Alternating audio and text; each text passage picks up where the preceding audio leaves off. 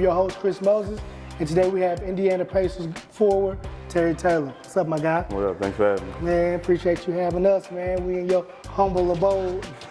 For the people who can't see the view, we in the big boy spot, man. Long way from Bowling Green, man. It's something decent. It's all right. So just to get started here, we always start off with who started you? Who put the ball in your hand? My late uncle. When I was younger, I always played ball, but he really got me started, because he was always outside playing with me and pushing me. I think that's the first person that really showed me that ain't nothing gonna be easy with his basketball. So, he never let me win. He was always talking shit to me. So, he always got me started with that. It's always good. Everybody always got that uncle or cousin in their family. So tell everybody where you're from. A lot of people know you from your great career you had at Austin Peay, and now you're starting your new career in the NBA with the Pacers, and you had a short stint with the Mad Ants. So tell people where you're from. From Bowling Green, Kentucky. Not many people know I was actually born in Nashville, Tennessee. But as far as it's concerned, I tell people I'm from Bowling Green, Kentucky. I was raised there my whole life. Lived with my great grandparents and got a little brother named Sincere. My dog. Shout out my boy. Yeah, he next up for sure. Real talk. But Bowling Green, Kentucky. Okay, so let's talk about sports growing up. Was sports a big thing in your family? For me it was. It wasn't really a family thing. It didn't really get big until I started. You know what I'm saying? Now right. All the kids and whatnot in my family want to play sports. They want to hoop. They want to do all this other. Growing up, it wasn't really big. You know what I'm saying? It was just Did you play multiple sports? You played football, baseball, basketball? Play football. I actually love football. That's the one sport I really wanted to play growing up. You know what I'm saying? And then, cause I had this coach, Will Jones, in middle school, and he ruined that shit. I literally was telling people yo, I'm done with basketball. I don't even want to play. I'm not having fun no more. And Coach Sherrill got me on this AU team in Nashville, called the Nashville Burners. And shout out Nashville Burners. And it was really a culture shock because I was playing with some real hood when I tell you these some real hood in the gangs and shooting dice all the time. I was really in the trenches with but that was probably the most fun I had, and I think that's what really got me going back towards basketball. Yeah. Okay, so going through middle school in your younger years, you started leaning towards basketball again. Let's talk about high school. Let's talk about your high school career. You were Bowling Green, correct? Yeah. State champ, correct? Correct. So tell me about, everybody sees the tail end, the winning the state and all that, but let's talk about your first year of freshman ball in high school. That was a tough year just because I hit a big growth spurt, and I was really just trying to get used to my body and just used to the whole managing school and sports thing and whatnot, and then on top of that not playing as much either, knowing you feel you're good enough to play, you know what I'm saying? So because Bowling Green a historically good team in your area, right? Yeah, usually Central had been running the district and region for a little bit, and then who's some players that before you got to high school, who were some guys that were successful, went on to be successful in sports, or some good guys? Well, everybody know about Shane when he went to Louisville. You know what I'm saying? Shane was big here, was big in Bowling Green and whatnot. Who else? George Fant, my guy George. Me and George still talk to this day every now and then. Every time I'm in Miami, I link up with him, or if I'm in New York, we somehow find a way to link up. But George, he hooped first, legend at Warren Central and at Western, and then he got his opportunity on the gridiron, and he's doing the damn thing, man. George a good dude. Shout out to George Fant. Great dude. Has a foundation, George Fant Foundation, correct? I think Dream Big. Dream Big Foundation. Yeah. Does a lot in the community, brings a celebrity softball game back to Bowling Green. Always is frequent at the Western Kentucky games. My son actually met him during one of the basketball games. I want to say it's the game we beat Louisville CJ, the game we beat, what game was that you said with George? When you said with George Fant? What game was that? WKU. Yeah, we was at WKU, and CJ was sitting in his seat. And he was like, they walking him to the seats and stuff. And CJ was sitting in the seat, and he was like, they were trying to tell him to move security. George was like, nah, like he cool. He was like, hey, can I sit with him? I'm like, man, you have a bite. Took a picture with him. Man, he shook 1,000 hands, kissed 100 babies, man. So shout out George Fant, man. Kissing all them babies, that's crazy. That's crazy work. But yeah, back, so you said George and Shane, and I'm pretty sure it's a host of others, so it was kind of. But those are the ones that like stand out, yeah. Yeah. So going into your freshman year, what was your mindset? Was it like varsity or nothing? Was it just happy to make the team? What was your? It was really just, I just want to play. Like, that's all it's ever been with me. I just want to play. I just want to hoop. You know what I'm saying? I want to be I want to be a reason why we're winning. You know, even if it ain't scoring, like I want someone to be like, yo, like without Terry's box out or his rebounding, like, you know what I'm saying? We might not win that game, you know what I'm saying? But like freshman year was a bunch of up and downs, you know, butting heads with the head coach sometimes and whatnot, and just not understanding why I'm not playing. So just figuring it out, learning how to survive. Figure it out. So at what point in your career, what year in your high school career did you take that next step of being like, you know, going from role player to, you know, really being a staple for your success for the program? I think it was after, it was the Warnies game, I want to say my sophomore year, because my boy Kyron went out. Shout out to my boy Kyron. I was about to say shout out Kyron. Yeah. But you know what I'm saying? Like Kyron went out because he got a concussion, and so like I was really like the main post scorer now. You know, it wasn't just me, Kyron, or Kyron me. Like it was just you out there. It was just me out there. Like we had another dude out there, Dane Draboski, but like he wasn't a scorer and he wasn't much of an offensive threat like Kai. So, you know, that really gave me a chance to really like, you know, gain the confidence and just really show people like I can hoop. You know what I'm saying? So, I think that's what happened. And then after our senior class, Malik, Tucker, and all them left, like then it was really like up to me. It's on y'all, yeah. Yeah, it's up to me, D, and Kai now. Like we had been to a state Final Four, and then we just lost in the state championship to Owensboro.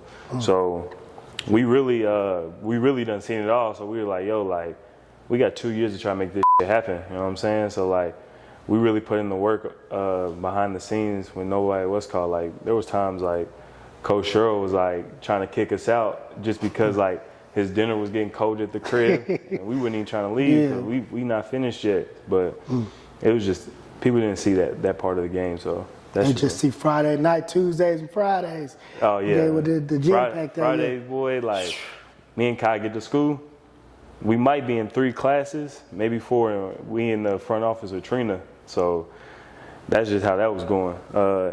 Got the headphones in, don't talk to us, it's game day. We ain't trying to hear nothing else going on. So fast forward to senior year, that's the year you went state, right? Yep. You got Zion transferred over, along with the strong core that you had already built from the previous years, your first 3 years at Bowling Green.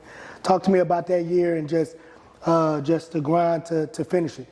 So the crazy part is about the whole Zion thing. Like me and Kyle went to go play with the We All Can Go, and his dad was telling us like, yo, like we're thinking about moving up to Kentucky, but we don't know about Dare County or y'all.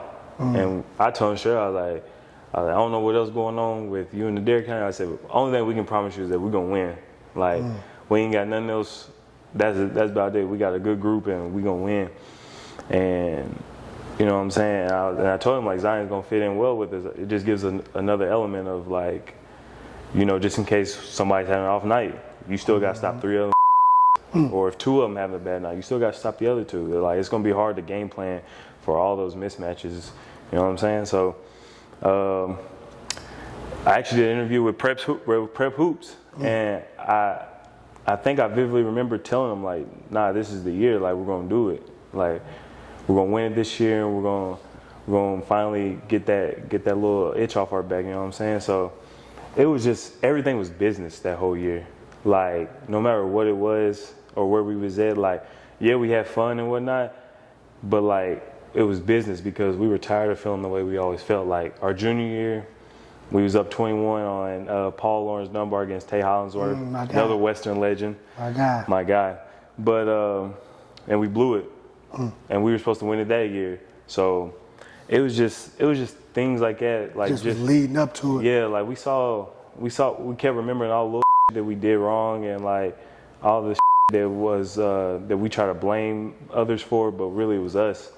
And so like, especially me, D, and Kai, because we was there longer than all of them. So we were just like, yo, like it's gonna come down to us three, no matter what. So accountability probably was just taking accountability and just taking control of the situation. And on top of that, it's just like holding the younger guys accountable too. Like we had like younger guys that didn't want to like listen or practice sometimes, and like I ain't gonna lie, one of my teammates, Jairus, he's at Campbellsville hooping now, and he was saying something, and I literally told him to his face, I was like, yo, if you don't want to do this or whatever, like you gonna be working at fucking Sonic your whole life, because he was at Sonic. He was at Sonic working at the time, like that was because he was making extra money. So I was just like, yo, you gonna be there, you don't quit.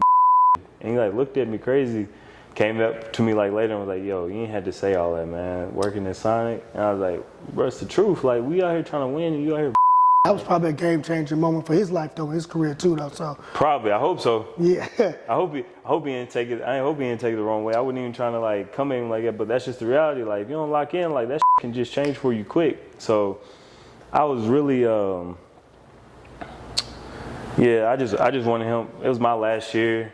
Me and Kai D's last year, and we had some other seniors too, but it's just like, last year we try to make the best of it. We try to get to state. We try to win, and we know we need you somewhere down the line to help us. So we can't have you out here just BSing because you mad at coach or something like that. Like, be mad at coach, that's cool, but like don't us over because you mad at him. Like, we with you. He may not be with you, but we on the floor with you. Like, you know what I'm saying? We in the locker room with you and everything else. So, you know, we just had to like set a tone every day. You know what I'm saying? Even in practice, we were setting a tone. Whether it was talking like there was a couple times we almost got in like a couple fights. Like before. The people who on the outside looking at the fans, or you know, people who haven't been on successful teams, don't understand the crazy stuff that goes on.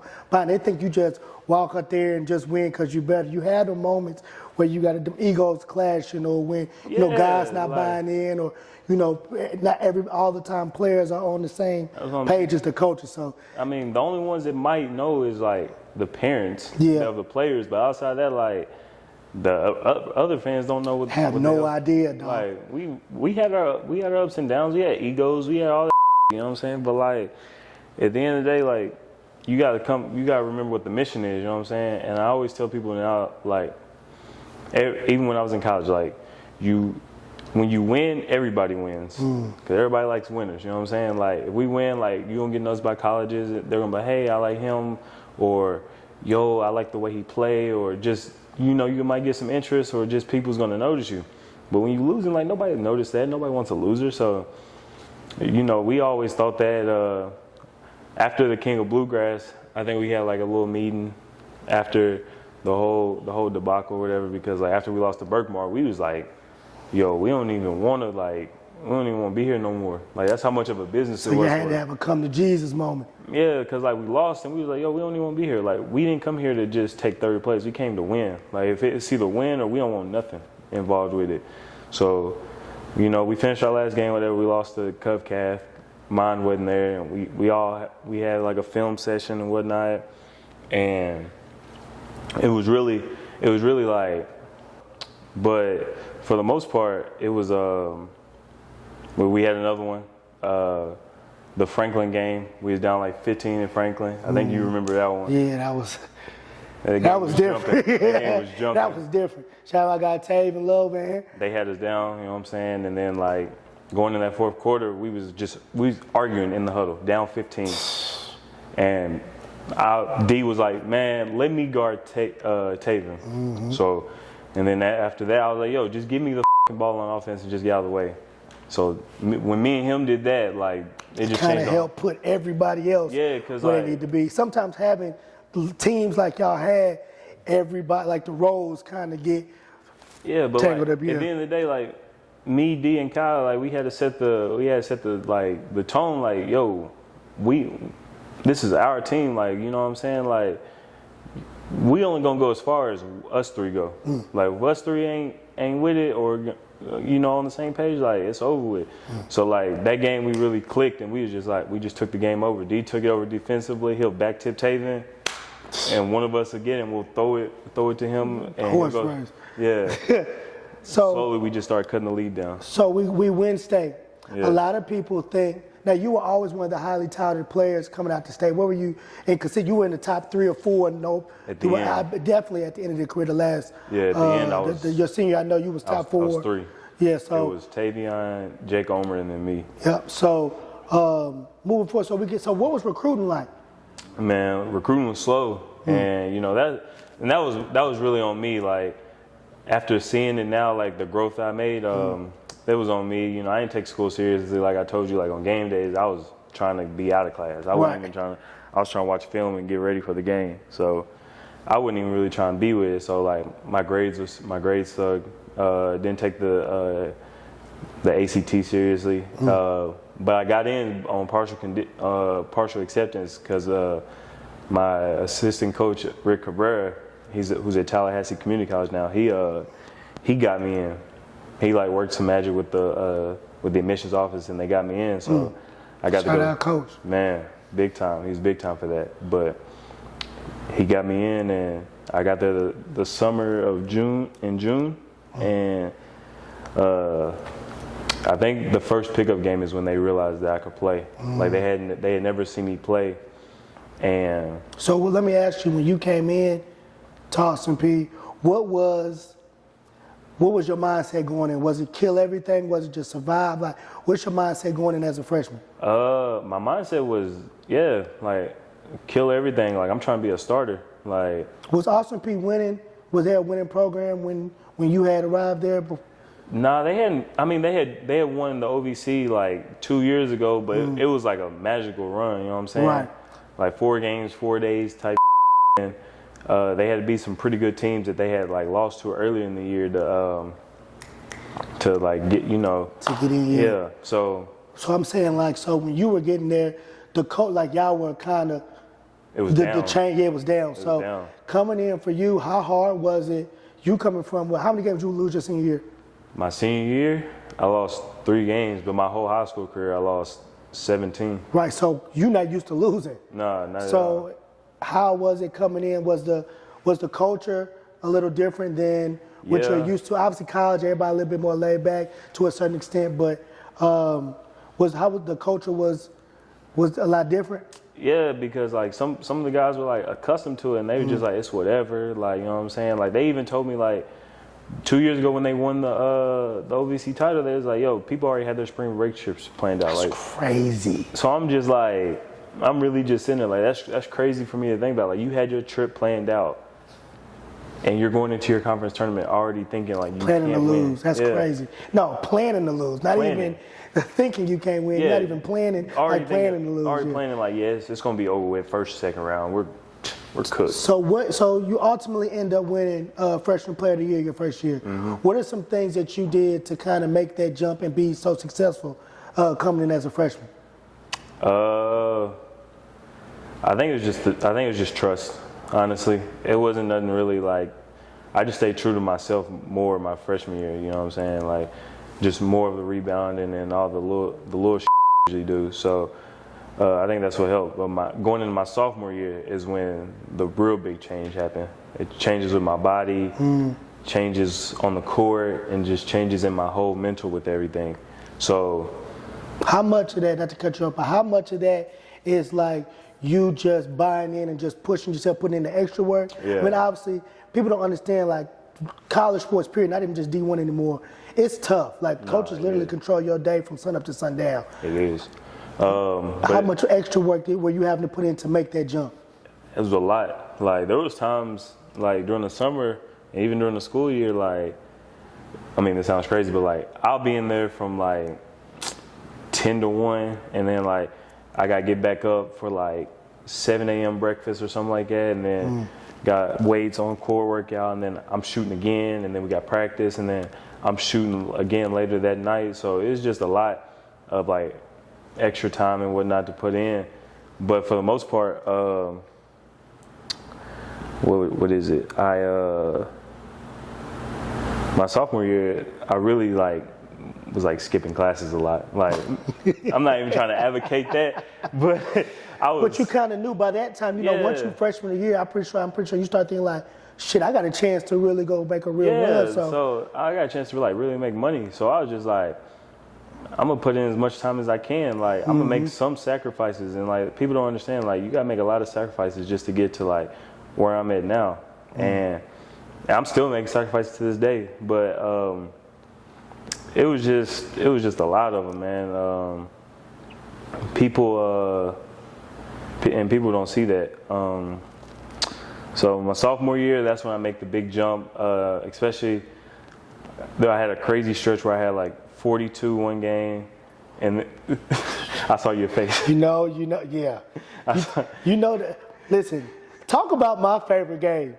Would you TSU.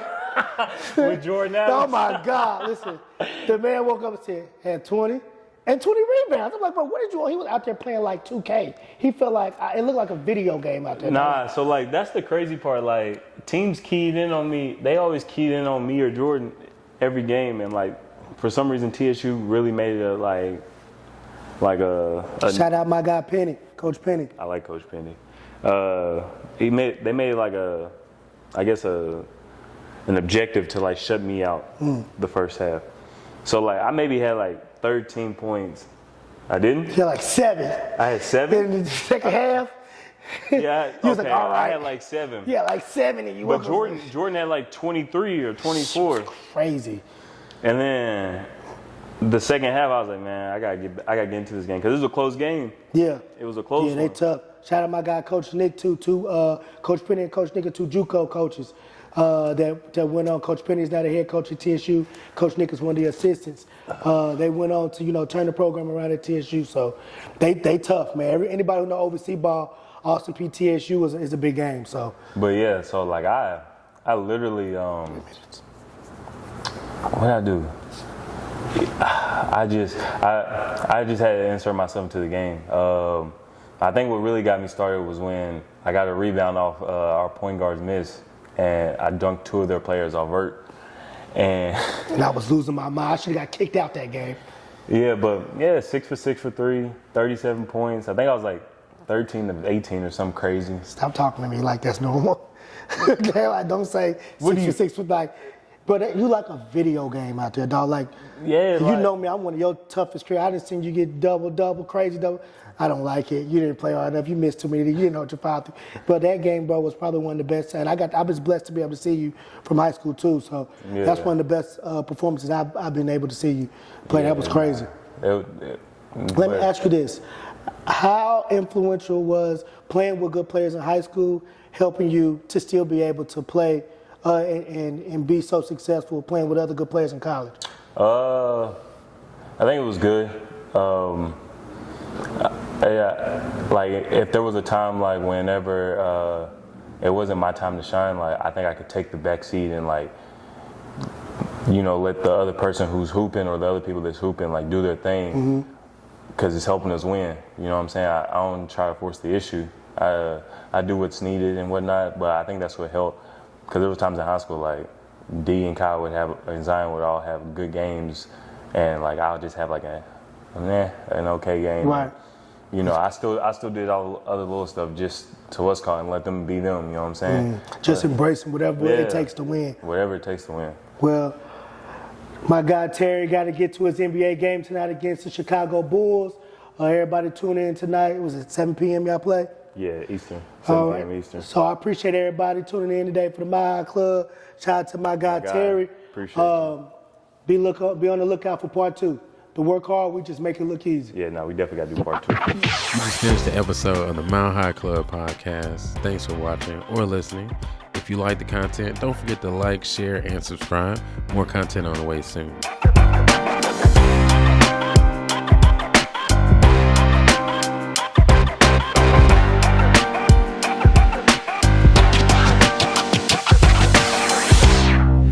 going on? It's Jatavius Jackson here, owner of First Take Financial Services in Clarksville, Tennessee.